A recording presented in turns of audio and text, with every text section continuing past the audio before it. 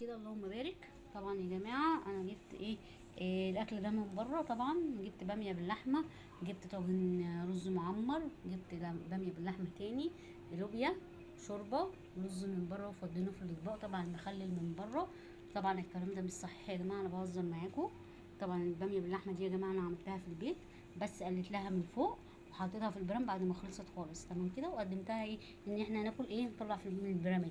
تمام. لان البرام يا جماعه بيحفظ السخونيه طول ما انا لسه هصور الكلام ده كله، ما يبردش معايا الاكل في الطبق ولا الكلام ده كله. تمام كده. معاكي طبعا لوبيا اهي يا جماعه بردك. دي لوبيا يا جماعه اهي، اللهم بارك اهي لوبيا. بصي كده ما شاء الله لوبيا يا جماعه. تمام كده. ادي شوربه لسان عصفور. طبعا اهي يا جماعه، دي شوربه لسان عصفور بشوربه اللحمه يا جماعه، حلوه قوي مع الماجي مع كده. اللهم بارك. يعني طبعا لو عجبك الفيديو لايك وشير يا جماعه. طبعا عامله رز بشعريه طبعا معايا مخلل. تمام كده. ادي هنا بردك لسان عصفور. بص كده.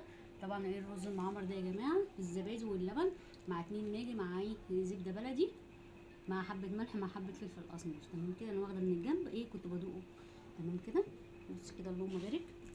اللهم بارك يا جماعه. في اللي هياكل رز بشعريه، فانا هاكل انا وبنتي رز معمر. قلنا ناكل رز معمر. طبعا هينفع، مفيش حاجه اسمها ما بتنفع. كذا مره قلت لكم مفيش حاجه اسمها ما بتنفعش يا جماعه. اي حاجه عايزه تاكليها ما تقوليش ما ينفعش، لا هينفع. تمام كده. بص كده اللهم بارك. طبعا لو عجبك الفيديو لايك وشير الفيديو يا جماعه. بص كده اللهم بارك. اللهم بارك.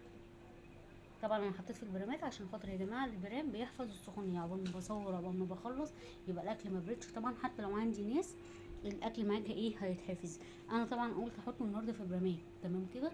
برضه كانك بصي لو اشتريتي من بره هيبقى بالشيء الفلاني. تمام كده.